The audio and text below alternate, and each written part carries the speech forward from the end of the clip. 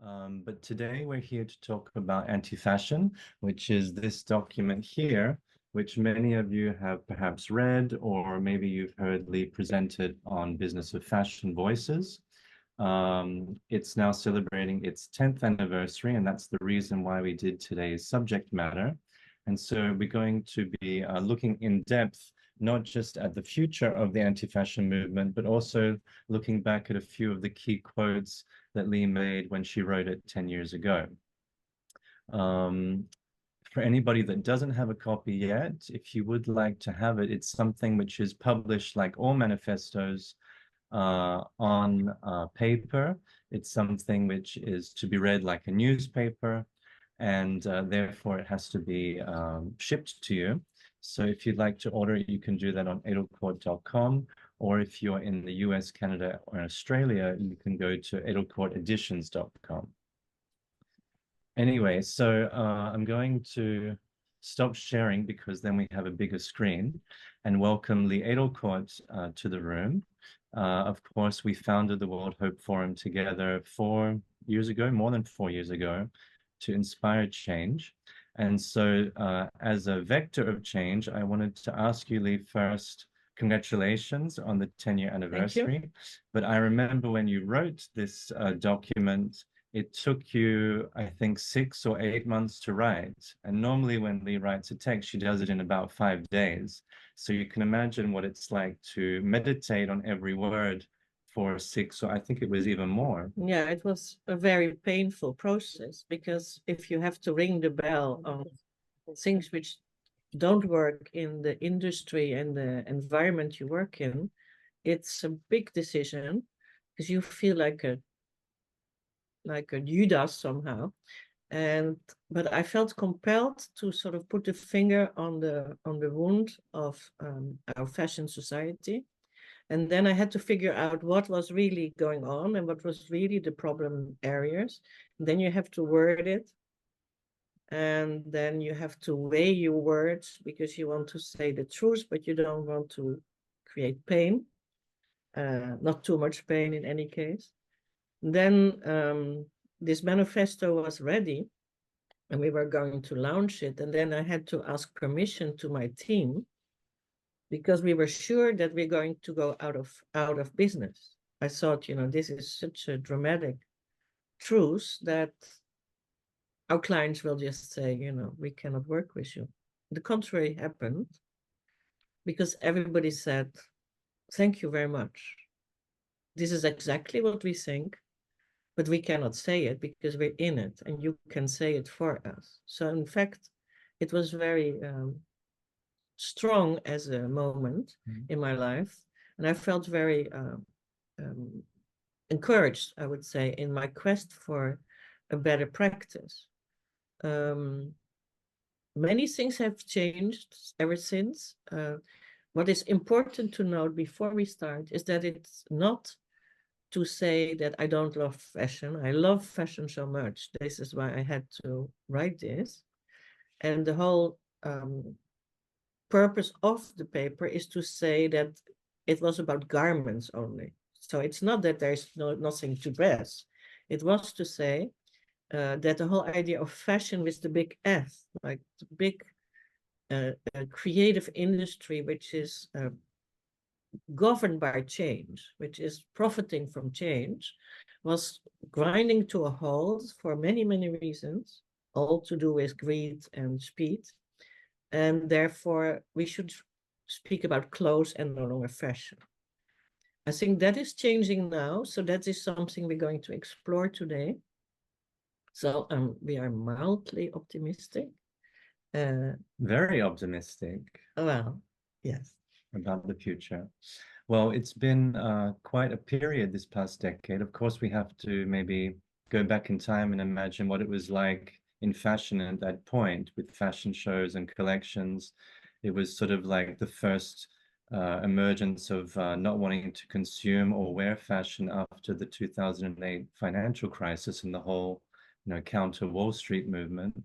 So maybe at that time, people were more out of love in fashion than they are today, because since the pandemic, there's been a lot of creativity in the shows and especially in couture, which we'll come back to at the end.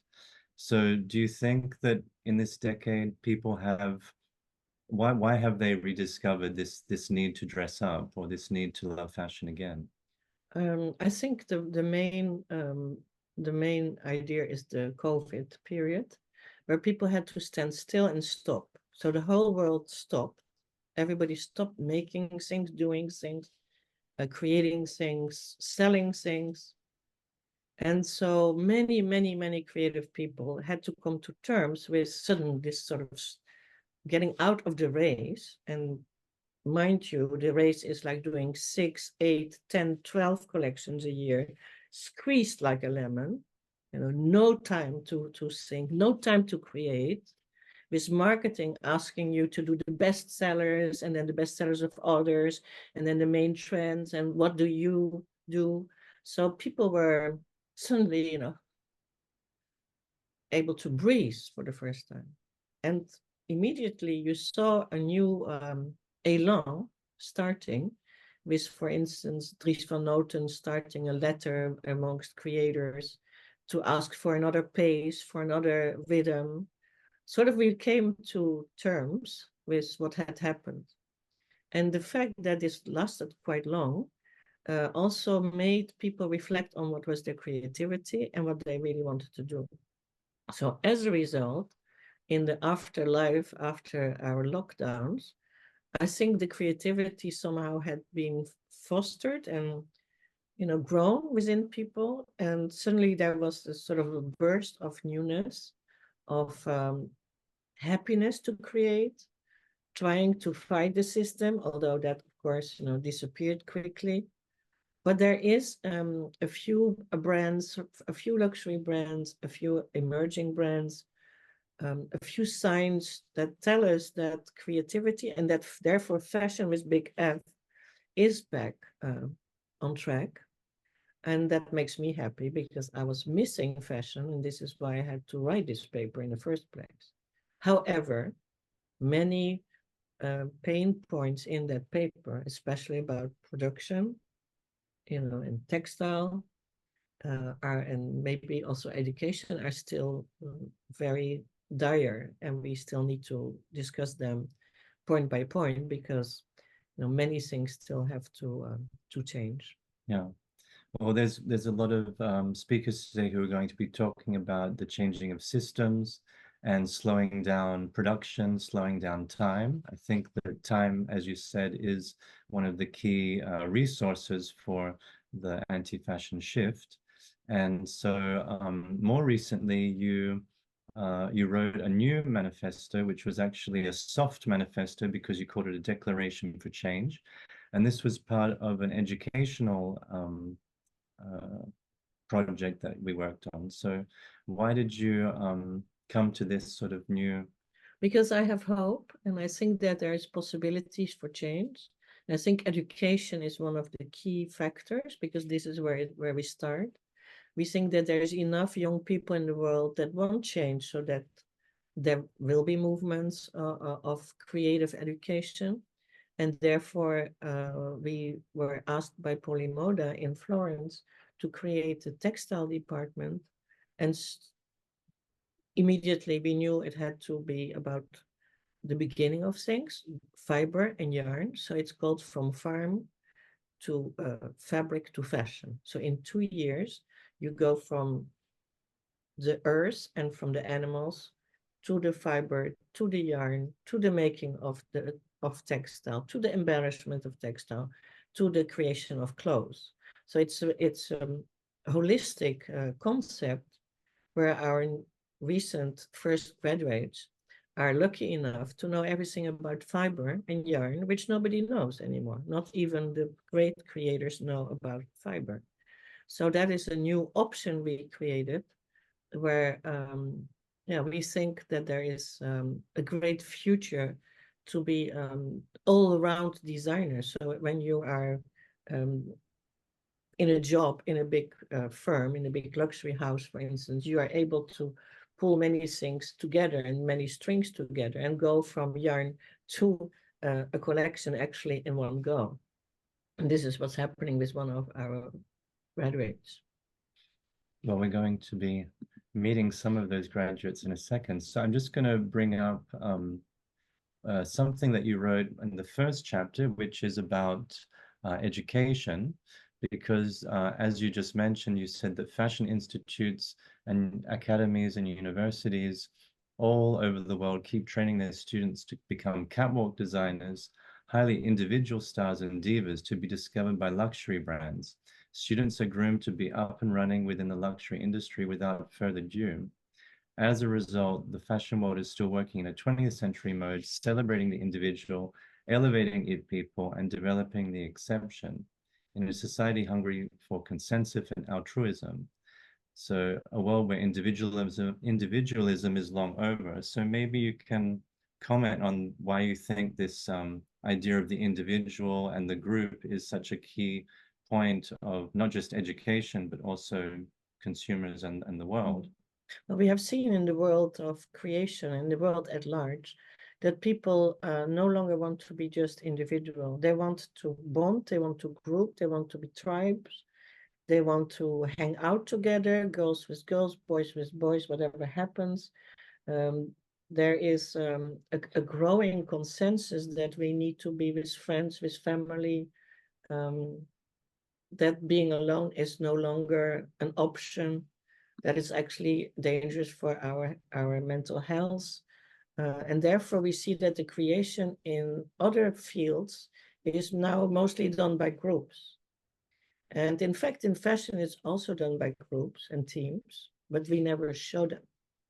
So unfortunately, the people who are creating the most wonderful things in collections, especially details, like the shoe designer or the belt designer or the button.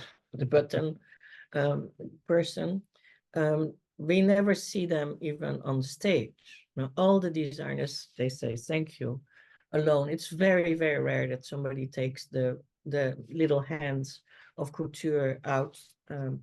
Valentino, that happened, where they say thank you to the workers behind the screens. It almost never happens. And far away, especially, are the makers of the textiles, the makers of the clothes. We have no idea.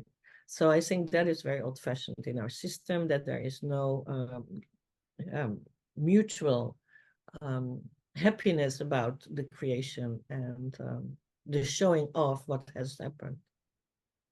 Yeah, well, we're going to meet a couple of students coming up, but in fact, it makes really fashion so old-fashioned.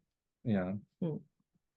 We're going to come back to that in a second, but after we're going to be talking more about material and especially textiles, because you say that students are no longer instructed in textile creation and the basic knowledge of cloth, and without the survival of the textile industries, the knowledge of spinning, weaving, finishing, and printing will be lost.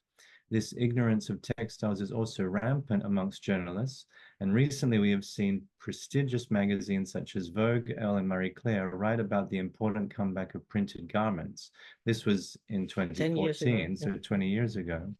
While these coats, dresses, and pants were actually realized in jacquards, which happens to be an intricate woven. And you said, ladies, do your homework. So, you've spoken often about textiles.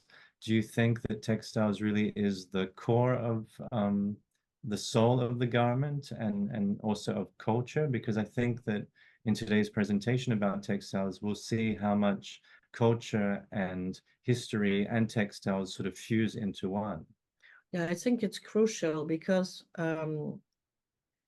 in the days of couture and the first création, when it was creators like Thierry Mugler and Montana and all these great people from the 80s, they designed textiles. So they worked with textile makers to create new textiles to have their shape.